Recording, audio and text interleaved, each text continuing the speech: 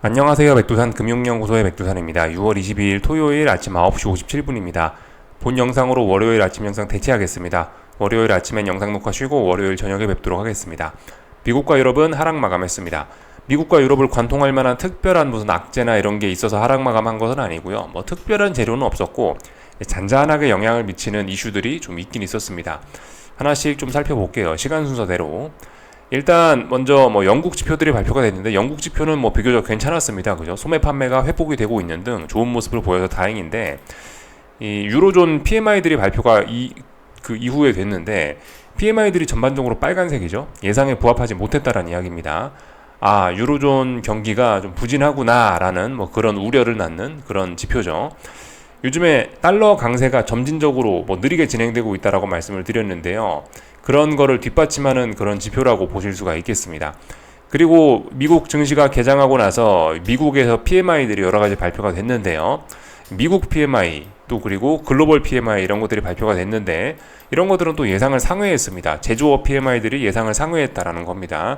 이거는 지금 주식시장에 좀 악재로 작용했을 가능성이 있겠죠. 왜냐하면 금리나 기대감을 낮추는 거니까 조금 안 좋게 작용했을 가능성이 있을 겁니다. 또한 미국 PMI가 좋다. 미국 경제가 좋다라는 측면에서 달러 강세를 유발했을 수 있습니다. 금리를 올리고요. 그죠? 그런 영향들이 있으니까 이래저래 증시에 안 좋은 영향을 미쳤을 수 있습니다.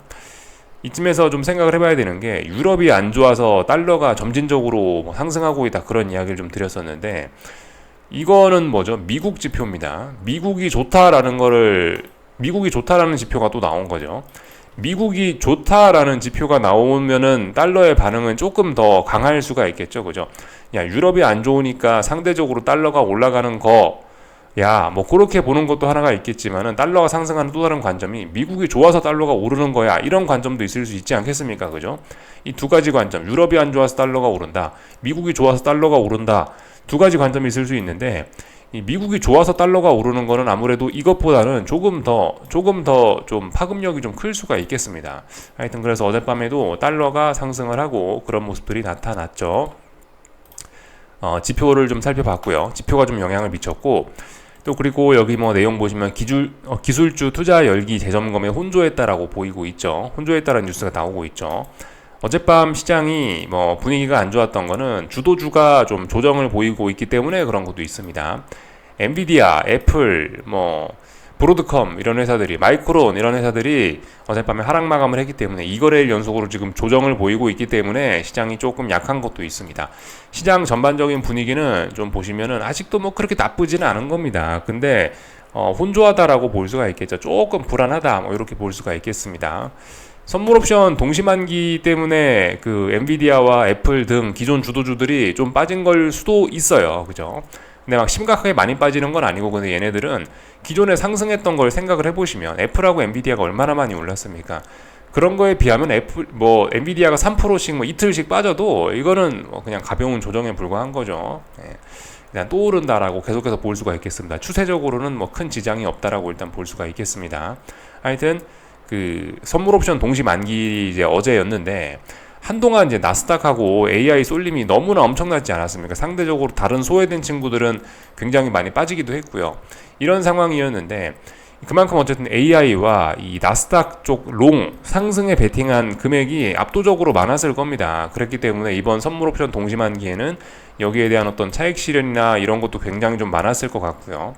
그런 것들이 일부 좀 영향을 미쳐서 2거래일 연속으로 목, 금 이렇게 나스닥이 하락을 하고 이 엔비디아라든가 애플이라든가 기존에 급등하던 친구들이 조금 조정을 보인 게 아닌가 싶습니다. 근데 말씀드렸다시피 지금 이제 주식시장은 나스닥, 엔비디아, 애플, 마이크로소프트 이런 AI 대장들은 지금 너무나 강하기 때문에 말씀드렸다시피 약간 조정이 나오면 큰 조정을 기대할 수 있다라 말씀은 드렸는데 여기서 큰 조정이 나온다에다 베팅을 하기도 좀 상당히 좀 부담스럽습니다. 이 신고가 랠리 중에 한 번 조정 나오는 거는 이런 건 좀 그렇죠. 말씀드렸다시피 그죠. 어느 정도 좀 고점이 한 번 더 확인돼서 예를 들어 큰 조정이 나왔다 다시 한번 올라가면서 여기 어떤 전고점에 대한 저항이 있다. 그러면 이런 자리에선 하방 베팅을 하기 조금 수월할 수 있겠지만은 지금 자리에서 냅다 하방 베팅하는 건 솔직히 굉장히 좀 위험성이 큽니다. 그래서 아무튼 아무리 지금 엔비디아하고 애플이 흔들리고 나스닥이 흔들리면서 뭐 아래쪽으로 칼듯 말듯해 보이지만은 지금 상황에서 이런 주도주 종목들을 하방을 진입하는 거는 굉장히 큰 위험이 있다라고 개인적으로 보여집니다. 한번 빠졌다가 다시 올라오는 순간을 노리는 게 이제 보편적이고 조금 더 안전하고, 하지만 먹을 거는 여전히 많이 있는 좀 그런 게 아닐까 싶습니다. 굳이 지금 이제 이런 강한 친구들을 하방으로 생각할 필요는 없을 것 같긴 해요. 그래서 좀 더 기다리는 게 좋지 않을까라고 좀 일단 이야기를 좀 드려보고, 하여튼 이야기 순서가 약간 좀 약간 바뀌긴 했는데, 하여튼 이슈들 좀 이슈들을 점검을 하고 있었죠. 유럽에서 뭐 또 안 좋은 소식이 좀 있었나 봅니다. 좌파 연합 대규모 지출 확대 발표라고 하죠, 그죠? 그러면서 이 프랑스와 독일의 국채 스프레드가 다시 확대되기 시작했다라고 합니다. 그만큼 이거는 이제 프랑스 전국 불안, 어쨌든 유로존의 전국 불안이 계속된다라는 요인이고, 글로벌 국채금리 상승 요인이라고 여기 써 있죠.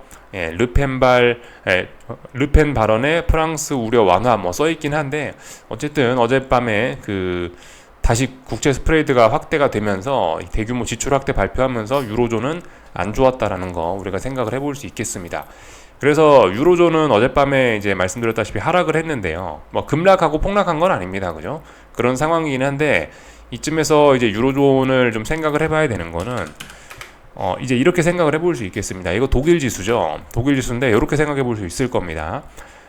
이 상황에서 일단 단기 바닥은 만들어 놨습니다. 그죠? 단기 바닥은 여기서 만들었기 때문에 단기 바닥을 깨기 전까지 급락 폭락을 할 수 있겠습니까? 그건 아니죠. 단기 바닥은 만들었으니까 일단 위로 올라간다입니다. 근데 어젯밤엔 뭘 했냐? 어젯밤엔 또 저항을 맞아가지고 올라가야 될 자리에서 중요한 저항을 돌파한착하지 못했어요. 그죠? 이것도 못했단 말입니다. 그러니까 이거 뭐다? 탄력적인 반등은 제한. 그렇다고 아래쪽으로 급락도 제한. 근데 분명히 어젯밤에 어떤 저항을 넘지 못했기 때문에 은은하게 이 소외되는 지금 이 흐름은 지속. 다만 이제 굉장히 이 흐름이 둔화. 이렇게 일단 볼 수가 있겠죠. 그래서 지금 많은 나라 증시들이 좀 이런 모습이 되어 버렸습니다. 많은 나라 증시들이요. 소외되는 친구들은 계속해서 이런 모습입니다. 아직까지 AI 쏠림 그리고 나머지 친구들의 소외는 계속되고 있습니다. 대표적으로 독일 증시가 눈에 띄긴 하는데 계속해서 소외. 이런 흐름을 극복하지 못하면 계속해서 소외되는 거죠. 소외는 지속되고 있는데 어쨌든 무슨 핑계를 대서 그런지 모르겠는데 일단 소외되는 속도가 아래쪽으로 가는 속도가 굉장히 둔화가 됐는데 일단 분명히 근데 계속해서 아래쪽으로 소외되는 이 기운은 남아 있는 겁니다. 그래서 뭐 일단 반등시 매도 전략 계속해서 일단 그런 거를 하자면 할 수 있습니다. 어쨌든 AI 친구들은 계속해서 눌림시 매수 계속해서 지금까지 똑같은 흐름으로 가고 있습니다. 아직까지는요. 이렇게 볼 수가 있겠고, 어젯밤 중국 ETF들 뭐 그런 것들 좀 잠깐 살펴보면 이런 모습입니다. 그러니까 얘네들도 같은 거예요. 결과적으로 얘네들도 위로 제한, 아래로 제한입니다. 독일 증시하고 비슷하죠. 소외는 계속되고 있는 거예요. 계속해서 지난번에 여기서부터 이까지 빠졌던 이 하락을 극복하지 못하고 있는 거잖아요. 현실적으로 고점을 높여야 탄력적으로 올라가는데 탄력적으로 올라가지 못하고 있습니다. 근데 아래쪽으로는 또 지지력이 있죠. 그렇기 때문에 급락도 제한, 상승도 제한, 이도저도 아닌 상황인데 전반적으로는 여전히 소외 흐름은 지속이 되고 있다 이겁니다. 그래서 만약에 이제 이 상황에서 훅 터지면, 이 상황에서 전저점 무너지면서 훅 터지면은, 뚝이 무너지면 아래쪽으로 훅 또 갈 수 있겠죠. 이 정도까지 충분히 갈 수 있을 겁니다. 이런 점들 좀 생각해 보셔야 되겠고, 이 점은 유럽 증시에도 공통적으로 작용이 되는 겁니다. 유럽 증시도 여기서 만약 전저점을 깬다면 이제 아래쪽으로 좀 많이 깰 수 있겠죠. 아래쪽으로 좀 많이 갈 수 있겠죠. 물론 아래쪽에 지지력이 있긴 있는데 지금까지 어떤 이런 흐름을 보면은 이 하락 이미 어떤 하락이 약간 좀 공고화되고 있는데 여기서 전저점 붕괴시키면은 하락이 강화가 되기 때문에 이런 저점은 좀 붕괴될 가능성이 높지 않겠나라는 생각이 좀 들긴 합니다. 그래서 뭐 말씀을 드렸었죠. 제가 어떤 투자 아이디어를 하나 좀 말씀을 드린 게 있긴 있는데, 변동성은 어쨌든 올라갈 거다. 뭐 나스닥이 많이 급등을 하든지 아니면 뭐 다른 지수들이 많이 빠지든지 뭐 어떻게 될지 방향성은 알 수가 없으나, 근데 일단 분명히 변동성은 앞으로 좀 계속 확대될 가능성이 좀 높을 것 같다라는 이야기를 좀 드려봤었습니다. 그죠? 물론 어젯밤은 변동성이 조금 하락을 하긴 했는데, 아무튼 눌림시 매수의 관점, 아니면 천천히 매집 이런 걸 해볼 수 있지 않겠나라는 생각이 일단 좀 들긴 듭니다. 그래서 이런 내용들을 좀 살펴봤고, 어젯밤 러셀 지수는 상승 마감을 하긴 했습니다. 근데 그래서 5일선 위에도 올라와 있고 해서 그나마 소외된 친구들 중에 좀 강하긴 강한데요. 역시 미국인가 봅니다. 아직도 어쨌든 이거는 좀 찜찜한 그런 상황을 극복을 못한 거죠. 계속해서 얘도 소외가 되고 있습니다. 하여튼 지금 그래서 그 다들 좀 애매한 뭐 그런 상황입니다. 다들 뭐가 혼조합니다. 네. 소외된 친구들은 소외되고 잘 나가는 친구들은 잘 나가는데 뭔가 아직 뭐 여기서 특별히 의미 있는 변화가 나타날 것 같지만 뭐 아직 그런 것은 잘 보이지는 않는 상황입니다. 그리고 뭐 지금 그 아직까지 이게 어떻게 될지도 모르는 거예요. 그죠? 소외된 친구들이 그러니까 AI가 예를 들어 조정이 나온다라고 해도 이 돈이 과연 소외된 친구들로 갈까? 이런 것도 의문을 좀 제기해 봐야 되는 부분입니다. 나스닥 쏠림이 지속되고 있는데 나스닥에서 빠져나온 돈이 그렇다라고 약한 친구들로 갈 수 있을까? 이런 것도 좀 의문을 좀 제기해 봐야 되는 거고. 하여튼 그죠? 그 지금까지 약간 다이버전스 이렇게 둘 사이에 온도 차이가 굉장히 극심한데 얘가 빠지면서 나스닥하고 같이 뭐 빠질 수도 있는 거고 하여튼 다양한 가능성이 있습니다. 어떻게 될지는 일단 아직까지 방향성은 좀 모호하죠. 다만 이제 어쨌든 변동성 자체는 조금 좀 확대될 가능성이 좀 높지 않을까라고 보고 있다라는 겁니다. 하여튼 이제 만기가 끝났는데요. 이번 6월물이 끝난 거죠. 지난 3개월간 생각을 해보면은 지난 3개월 대략적으로 한 3월 대략적으로 여기쯤부터 해서 여기까지 이제 나스닥 6월물이 거래가 됐는데 여기에서 나타나는 특징은 변동성 감소입니다. 변동성 감소. 변동성이 그렇게 눈에 띄게 커진 적이 없단 말이에요. 변동성이 꾸역꾸역 죽어가면서 비교적 차분하게 움직인 겁니다. 물론 이제 최근에 몇 거래일 동안 나스닥이 다시 급등을 하긴 했습니다만은 그래서 다시 변동성이 좀 살아나긴 했습니다만은 어쨌든 한동안 변동성이 굉장히 좀 눌린 측면이 있습니다. 굉장히 꾸역꾸역 움직였어요. 그래서 이런 변동성이 좀 다시 살아날 가능성을 좀 생각을 해봐야 될 것 같긴 합니다. 참고로 이건 빅스 지수입니다.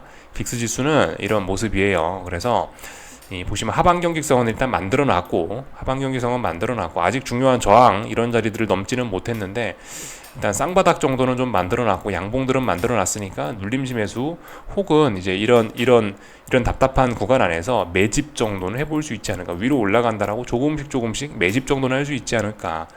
여기서 변동성 지수가 확 튀어 올라가는 게 이게 베팅을 하는 게 굉장히 좀 어렵긴 합니다. 왜냐하면은 이게 보시다시피 움직이면 찔끔찔끔 움직이다가 장대 양봉 한두 개로 시세가 다 나버리거든요.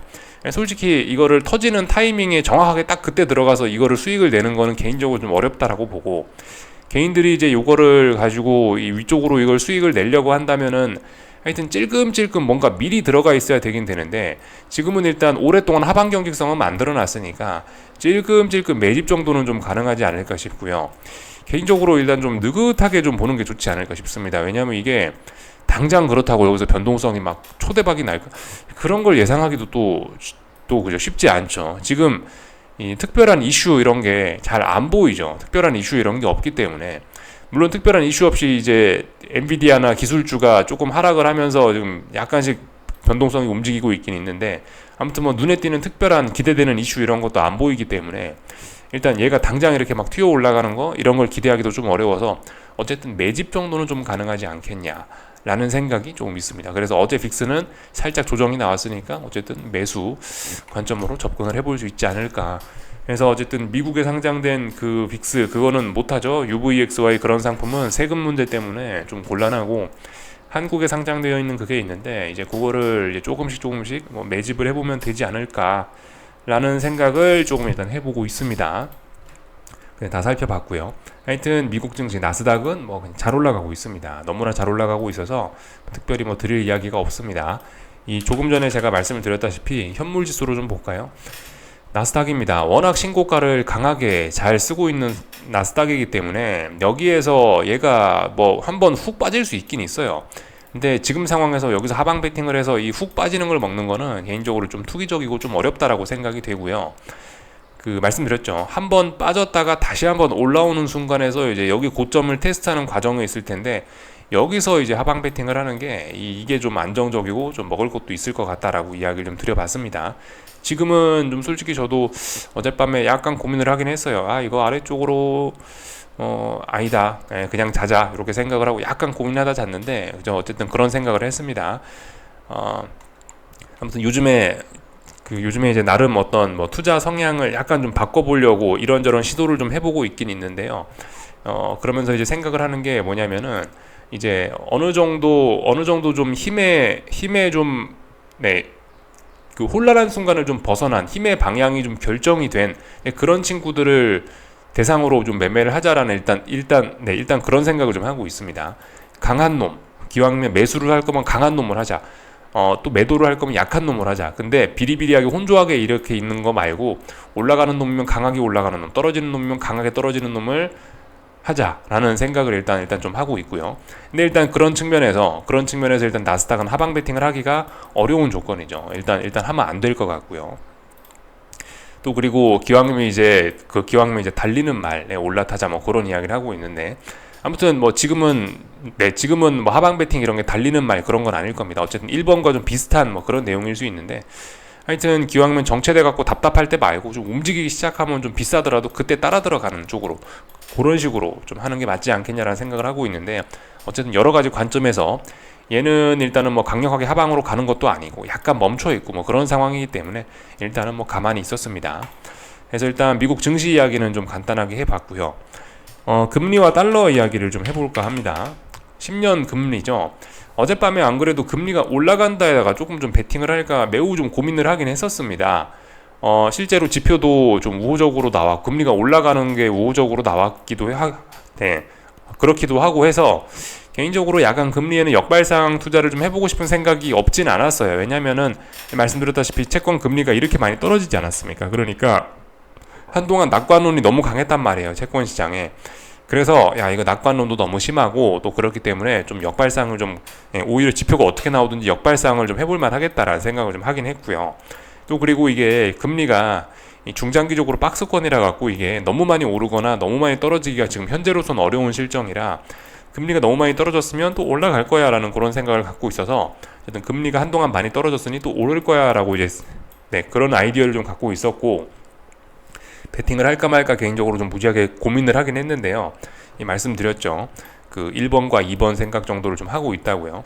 지금 보시면 이거는 이도저도 아닌 겁니다. 그러니까 이 힘이 명확하게 위쪽이냐 아래쪽이냐 이렇게 막 결정된 것도 아니고, 지금 약간 혼조한 구간 안에 있고 달리는 말도 아니라 가지고 일단 가만히 있었습니다. 물론 이제 지금 이건 이제 어떤 의미냐면요, 어젯밤에 이렇게 금리가 버티는 건 무슨 의미냐면은 하방 경직성, 일단 더는 빠지지 않겠다라는 겁니다. 금리가요, 일단 더는 빠지기 어렵다라는 걸 일단 보여줬고요. 근데 문제는 금리 상승 베팅을 하려면 얘가 이제 위쪽으로 올라간다라는 그런 게 있어야 되는데 그거는 아직까지 안 보이기 때문에 일단 그냥 가만히 있었습니다. 아무튼 이쯤에서 이제 슬슬 만약 금리가 올라간다라고 좀 공격적으로 생각하시는 분들은 이런 식으로 이제 매집 정도는 좀 가능한 시점이 된 겁니다. 금리가 위로 올라간다라고 눌림시 매수라고 할 만한 어떤 매집을 할 만한 뭐 그런 기술적인 모습들은 조금씩 있긴 있는 거예요. 근데 아무튼 이런 상황에서 이걸 매집을 찔끔찔끔 해 들어가는 거는 아직까지 단기 바닥 정도 만들어졌기 때문에 이건 일단 개인적으로 조금 좀 위험하다라는 입장입니다. 그 변동성 지수처럼 하방 경직성을 굉장히 오랫동안 만들어내던가요. 한 달 가까이 변동성 지수처럼 이렇게 하방 경직성을 만들어 놓으면 얘는 좀 든든하죠. 근데 조금 전에 봤던 우리 10년 금리는 이거는 좀 매집을 하기는 조금 좀 껄끄럽다라는 입장입니다. 이 몇 거래를 안 됐기 때문에 이러다가 또 빠질 수 있거든요. 그래서 아무튼 이래저래 좀 아닌 것 같아서 어젯밤에 금리가 오르는 거 보고 있었고 베팅할 만한 찬스도 몇 번 있었는데 그냥 일단은 뭐 가만히 있었습니다. 그래서 일단 하여튼 금리는 이런 모습이 됐어요. 그죠? 위로 올라가지도 못하고 아래쪽으로 떨어지지도 않겠다라는 겁니다. 다만 이제 역발상은 생각을 해볼 수 있지 않겠냐 뭐 그런 겁니다. 그래서 일단 쭉 내용 살펴봤고요.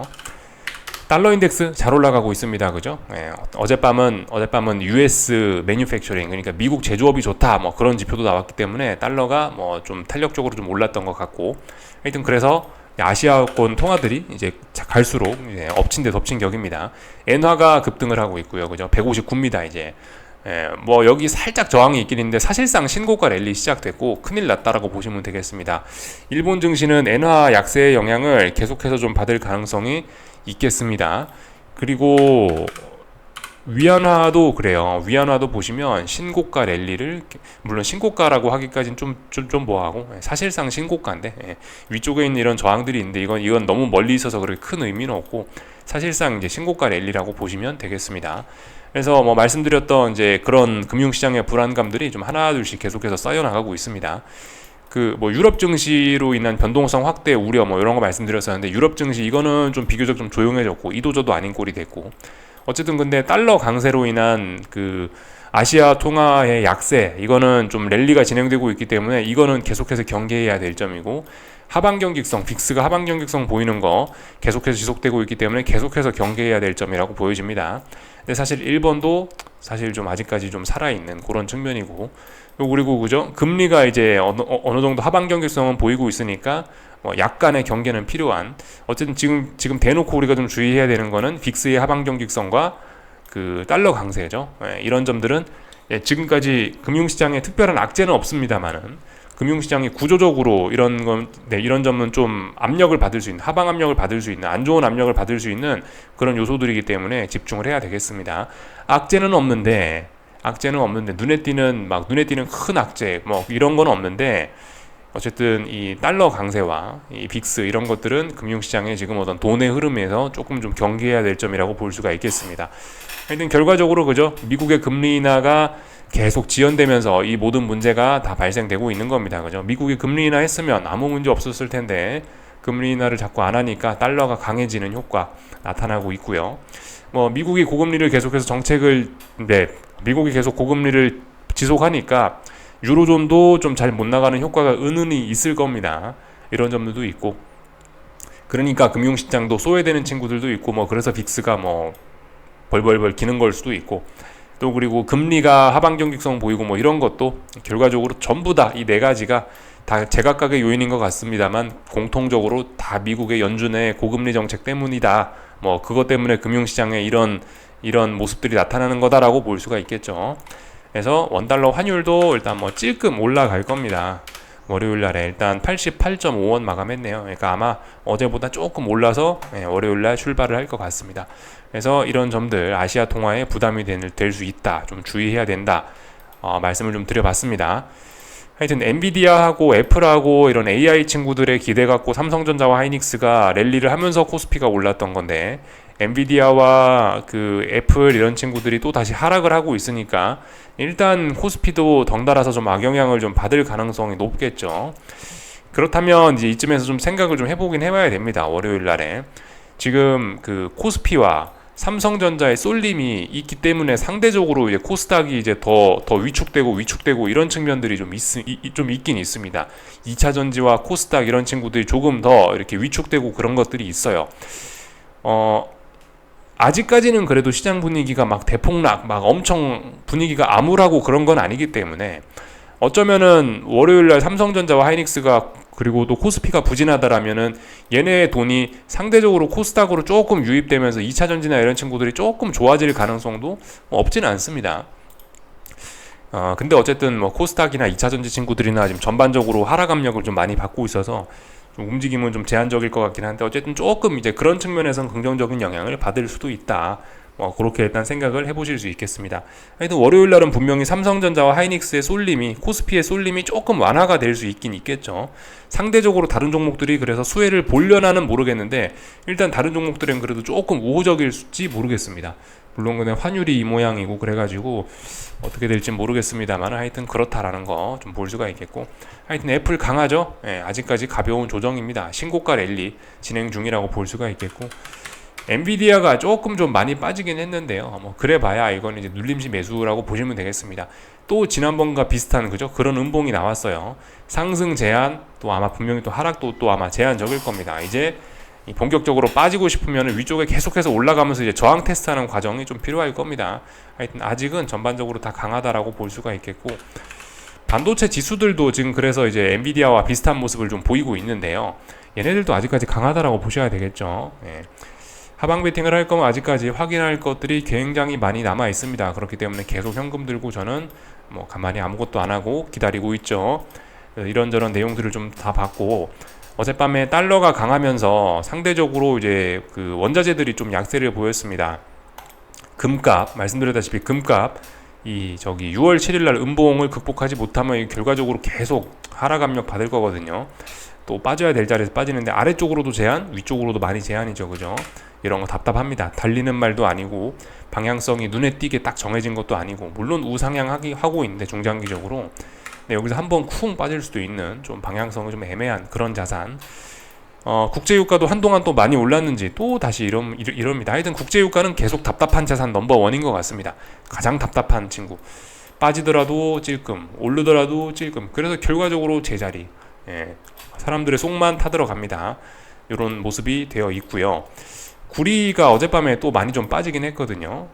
그래서 하루짜리, 하루 이틀짜리 반등이 이렇게 나타나는데, 결과적으로 좀 어쨌든 계속 아래쪽으로 가고 있긴 가고 있습니다. 추가적으로 상승하고 싶었으면 어젯밤에 올랐어야 되는데, 어젯밤에 급락하는 바람에 또 하락 위험이 열리긴 열렸는데, 근데 이것도 약간 좀 그래요. 어쨌든 아직까지 중요한 자리 부근에서 약간의 지지력은 가지고 버티고는 있고, 위쪽으로는 계속해서 고점 낮아지니까 얘는 일단 분명히 아래쪽으로 가는 압력이, 얘는 하락 압력이 좀 더 강하긴 강하죠. 하락 압력이 좀 더 강한 겁니다.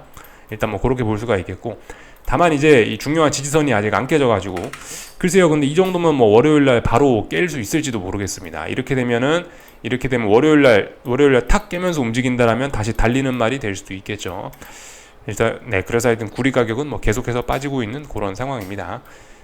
구리 가격 빠지고, 안 그래도 요즘 중국 증시도 좀 비리비리한 모습들이 나타나고 있고 좀 그러죠.